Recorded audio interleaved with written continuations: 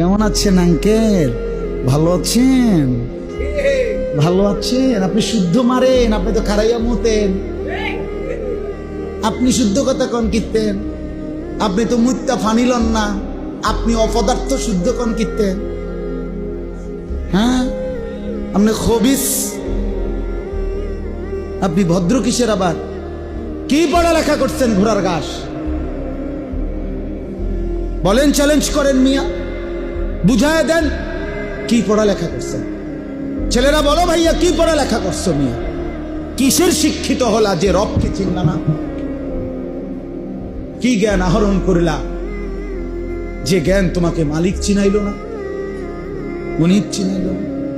বলেন না, ইনসাফের কথা বলেন, বিচারের কথা কর।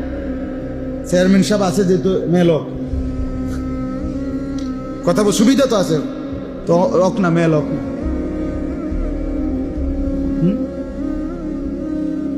যে পেশাব করে পানি নেয় না, যার শরীরে প্যান্টে মুতের গন্ধ, তার চাইতে নিকৃষ্ট, অভদ্র, অসভ্য আর কেউ হইতে পারে?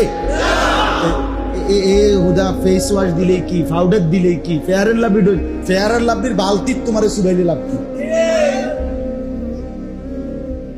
তুমি তো নিকৃষ্ট রুচির মানুষ। ছি ছি ছি ছি ছি ছি।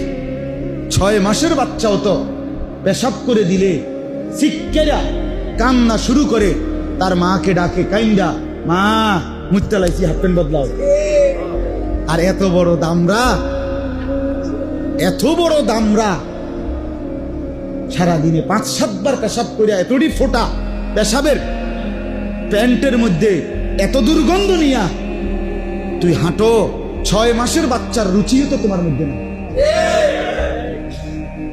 তুমি রুচির ওষুধ ট্যাবলেট খাও না, কমপক্ষে আপাতত ডাক্তার দেখাবার আগে আপনার ওই যে ভিটামিন সি যে ট্যাবলেট গুলা সকালে একটা, রাতে একটা, আপাতত খান, এরপর ডাক্তার দেখান, কমপক্ষে যেন কিছুটা রুচি আসে।